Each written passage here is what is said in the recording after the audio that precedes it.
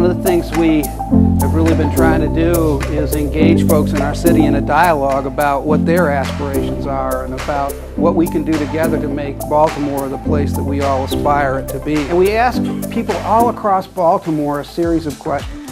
6 out of 10 people thought that we should aim to be a great American city. 1 out of 10 said they thought that Baltimore could get there. That's why we felt it would be really worthwhile for us to just go neighborhood by neighborhood. I grew up in this area all my life.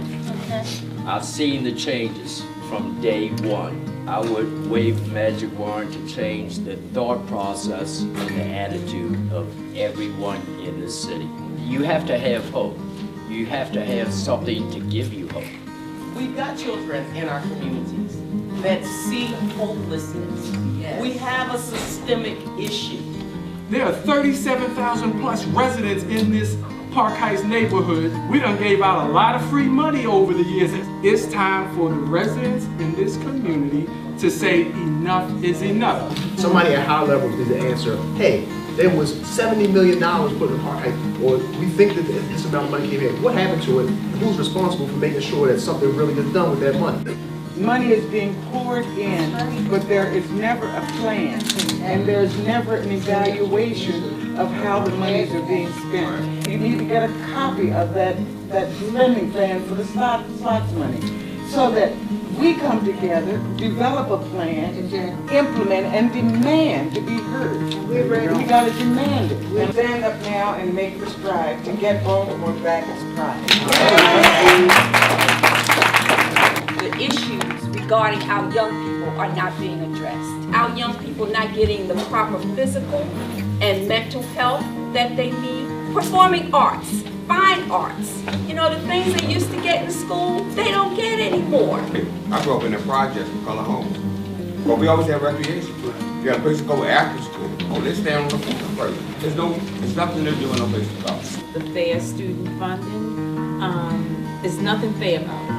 Every child in America should have the same education no matter where you live at. I know in my building we could have 50 kids in the kindergarten. That's unfair. My question is, how do you get the youth that don't aspire to do? I'm probably one of the youngest people here. Have someone in your family that are young come out to this stuff. We talk to kids and we become peer-to-peer mentors to different kids around the city.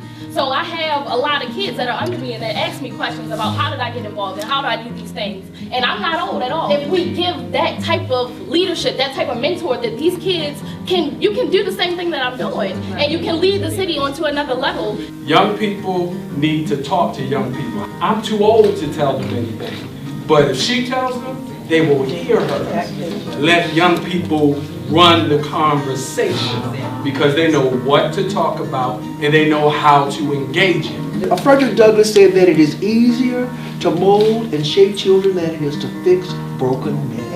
Is that we got to get these children before their poison gets in them. We want the city to do things, we want the government to do things, but we right here, right on your block.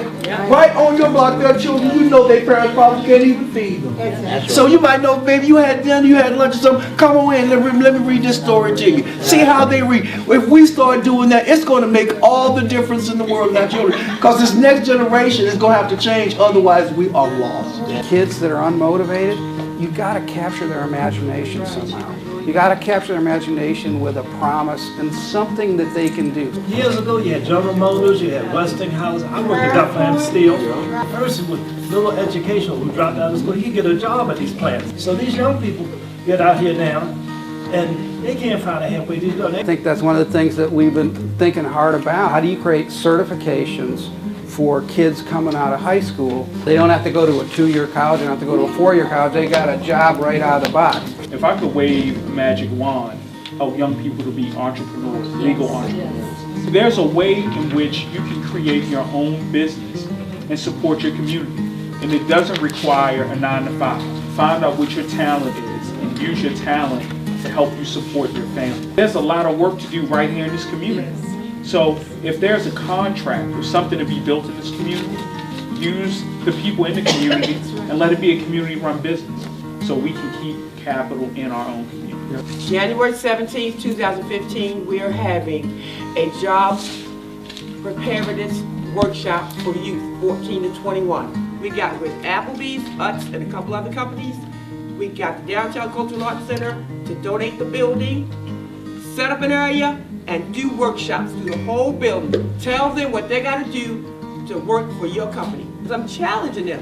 And when you don't show up, I'm going to put you on blast. Why do I engage people in our city? Why do I engage people in Park Heights? Because I've seen people come through Park Heights and succeed. It can be done. And I've seen institutional impediments like our child support collection policies get in the way of real people engaging with their families, and it can be changed.